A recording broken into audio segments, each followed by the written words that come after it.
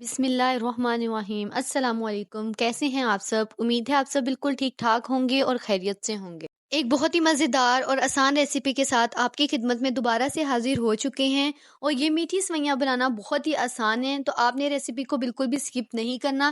تو چلیں ریسیپی کی طرف چلتے ہیں۔ سب سے پہلے آپ نے ایک کڑھائی لینی ہے اور اس کے اندر آپ نے 2 چمچ آئل کے ڈال دینے ہیں۔ اچھا، اگر آپ اس کے اندر گھی شامل کرنا چاہتے ہیں یا دیسی گھی شامل کرنا چاہتے ہیں تو وہ بھی آپ کی اپنی چوائس ہے، اس سے بھی ٹیسٹ بہت مزے کا بنتا ہے۔ اب ہم نے یہ تقریباً 1 پلیٹ سوئیاں لی ہیں اور اس کے اندر شامل کر دیا۔ اب ہم نے ان کی اچھے طریقے سے کرنی ہے بھنائی۔ تو پہلے تو میں انہیں چمچ سے تھوڑا تھوڑا توڑ لوں گی تاکہ یہ بہت بڑی بڑی نہ ہوں، اور یہ تھوڑی چھوٹی اچھی لگتی ہیں۔ اس طرح سے آپ نے چمچ کی مدد سے اسے توڑ دینا ہے۔ اب ہم کوشش کریں گے کہ اس کے اندر چمچ چلاتے رہیں تاکہ جو سوئیاں ہیں نا وہ ایک گولڈن سا کلر اختیار کر جائیں۔ اچھا، آپ نے نا انہیں بہت زیادہ بھی نہیں پکانا، بس اس کا ایک کچا پن ختم ہوگا، اور اس کے اندر نا کلر کے لیے یہ پروسیس بہت ضروری ہے۔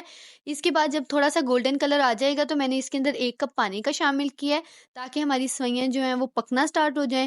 تو اس طرح سے پانی ڈالنے کے بعد میں نے چمچ سے اسے اچھے طریقے سے کر دیا مکس۔ پانی شامل کرنے کے بعد اسے اچھے طریقے سے مکس کریں گے اور پھر اسے ڈھک کے رکھ دیں گے 2 سے 3 منٹ کے لیے، تاکہ جو ہماری سوئیاں ہیں نا وہ اچھے طریقے سے پک جائیں۔ اچھا، آپ نے اس ریسیپی کے لیے جو سوئیاں ہیں نا وہ تھوڑی سی موٹی لینی ہے، آپ نے پتلی سوئیاں نہیں رکھنی۔ اس سے یہ ہوگا کہ جو آپ کی سوئیاں ہیں نا ان کی بہت اچھی ایک شکل بہت پیاری آئے گی، اور اس کا ٹیسٹ بھی بہت مزے کا ہوتا ہے۔ اور اس کو ہم دودھ والی نہیں بنا رہے، تو ہم جو بھی دودھ اور جو پانی ہے نا اس کو اچھے طریقے سے ایواپوریٹ کریں گے، تو اس لیے نا پھر موٹی سوئیاں ہونا ضروری ہیں۔ سوئیوں کو مکس کریں گے، اور یہ دیکھیں ہماری سوئیاں تھوڑی سی پھول کے زیادہ ہو گئی ہیں، تو ماشاءاللہ سے اس کا مطلب یہ تیار ہو چکی ہیں۔ اب اس پوائنٹ پہ ہم نے اس کے اندر شامل کرنا ہے دودھ۔ آپ نے نا دودھ بہت زیادہ نہیں ایڈ کرنا، کیونکہ یہ خشک سوئیاں ہوتی ہیں، ان میں نا وہ لکوڈ نہیں ہوتا، تو اس لیے نا بس میں نے اس کے اندر 1 مگ دودھ کا شامل کیا ہے۔ آپ کی سوئیوں کے مطابق آپ نے دودھ کی کوانٹٹی رکھنی ہے۔ میری تقریباً 1 مگ ہی سوئیاں تھی اور 1 مگ ہی اس کے اندر دودھ ہے۔ یہ دودھ اس کے اندر اچھے طریقے سے پک جائے گا۔ اچھا، دودھ شامل کرنے کے بعد ہم نے اسے اچھے طریقے سے کر دینا مکس، اور اب اس کا ٹیسٹ کو اور بھی زیادہ بہتر کرنے کے لیے اور اس میں اور بھی خوشبو لانے کے لیے میں اس کے اندر 1 عدد الائچی شامل کر دوں گی۔ میں نے اس کو کھول کے ڈالا ہے۔ اچھا، آپ نے الائچی نا لازمی شامل کرنی ہے، اس سے دودھ کی اسمیل ختم ہو جائے گی۔ اگر آپ الائچی کی جگہ الائچی پاؤڈر شامل کرنا چاہتے ہیں تو آپ وہ بھی شامل کر سکتے ہیں، اور اس طرح ہم نے اسے کر دینا ہے مکس۔ اب اس پوائنٹ پہ ہم اس کے اندر شامل کریں گے چینی۔ اچھا، ہم نے نا اسے بہت زیادہ میٹھا ہونے سے بچانا ہے، اس لیے میں نے 1 مگ دودھ اور 1 مگ سوئیوں کے اندر نا تقریباً ½ کپ میں نے اس کے اندر شوگر شامل کی ہے۔ یہ بہت ہے، اس کا ٹیسٹ انف ہوگا۔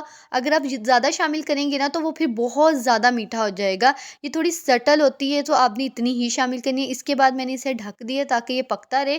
تو تھوڑی دیر بعد دیکھیں گے، یہ دیکھیں ہمارا دودھ بوائل ہو رہا تھا۔ ایک دفعہ ڈھکن اٹھائیں گے، اس کے اندر چمچ ہلائیں گے اچھے طریقے سے تاکہ جتنی بھی ہماری چیزیں ہیں وہ پھر سے مکس ہو جائیں۔ تو یہ دیکھیں ہماری کتنی خوبصورت سوئیاں بالکل ریڈی ہو رہی ہیں۔ 4 سے 5 منٹ ہم نے اسے ڈھک کے پکانا ہے۔ اس کے بعد جب آپ ڈھکن اٹھائیں گے تو یہ دیکھیے ہمارا جو دودھ ہے وہ کم ہو گیا ہے، اور جو سوئیاں ہیں نا وہ تھوڑی سی اور زیادہ لگنے لگ گئی ہیں۔ تو اب ہم اس کے اندر چمچ چلائیں گے اور پھر ہم نے اسے تھوڑا سا پکانا ہے، کیونکہ ہماری سوئیاں جب آپ نے دیکھنا ہے نا کہ آپ کی سوئیاں پک چکی ہیں، اس کے بعد آپ نے اس کے اندر دودھ نہیں رہنے دینا، آپ نے اپنی آنچ کر دینی ہے تیز اور اسے اچھے طریقے سے پکانا ہے۔